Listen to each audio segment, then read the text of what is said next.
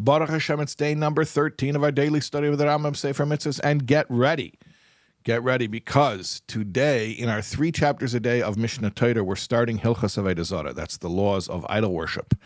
And, okay, so I'll just tell you like this. Hilchos Avodah Zarah, the laws of idol worship, contains 12 chapters. So if you're studying 3 chapters a day, 12 chapters takes 4 days. In Hilchos Avodah Zarah, there are 51 mitzvahs. 51 mitzvahs, 2 positive commandments and 49 prohibitions. So just do the math. Over the next 4 days, we have to cover 51 mitzvahs. I think today we have 12 mitzvahs.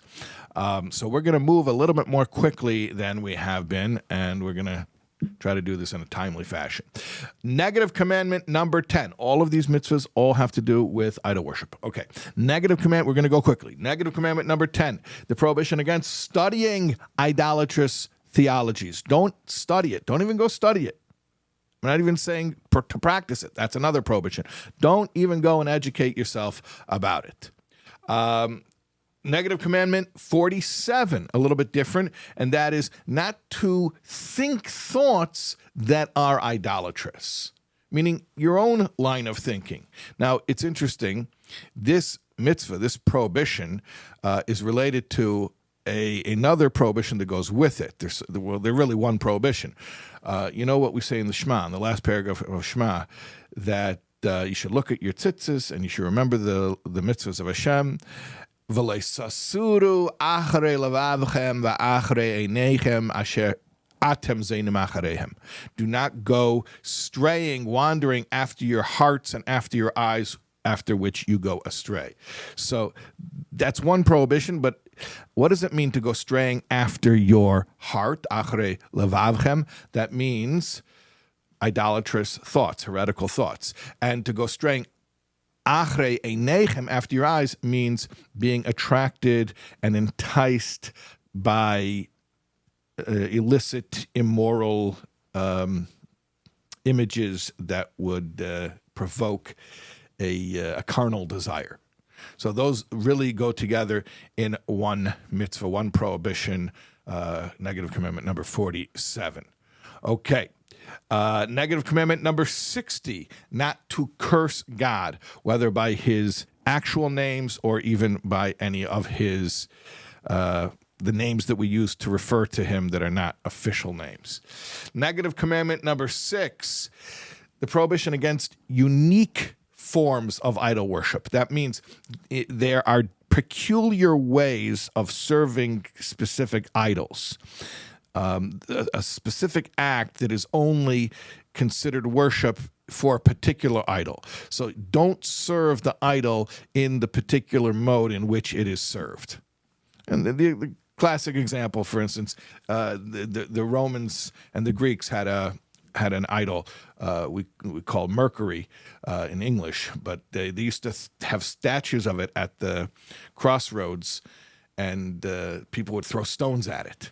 So normally throwing stones at an idol isn't the normal way of serving it, but for whatever reason, that was the way they served it. So that would be considered the prohibition, negative commandment number 6. Now, negative commandment number 5 is that there are certain modes of service, there are 4 of them, which are prohibited to engage in for any idol.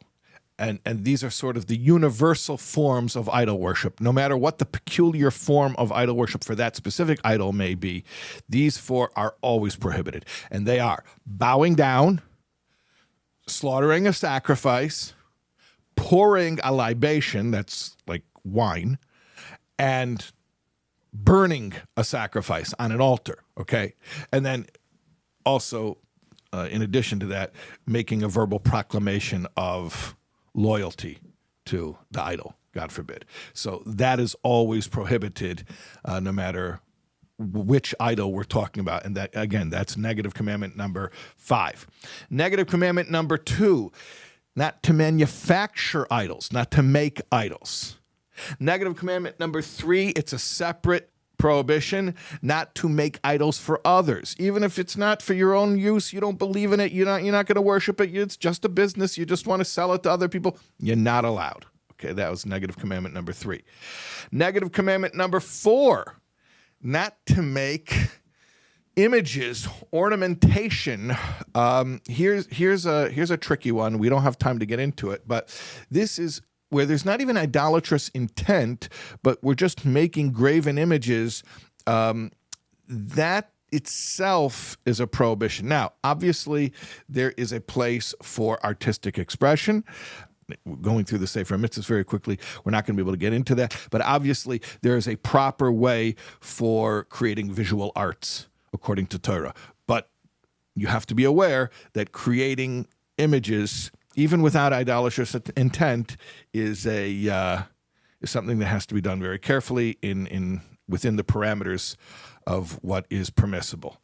Okay, and that's negative commandment number 4. Okay, now we have negative commandment number 15, not to incite an entire populace to worship idols. That's a person who rolls into town and he gets a whole city to start worshiping idols, even if he himself doesn't worship them, but he entices others. That's negative prohibition 15.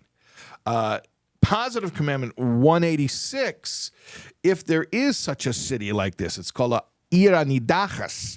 So positive commandment 186 is to burn this city down. It should be noted that, at least according to one opinion in the Talmud, this never happened. That's similar to the Ben Seder Amida, the stubborn and rebellious son. It never happened. It is a thought experiment or a theoretical concept.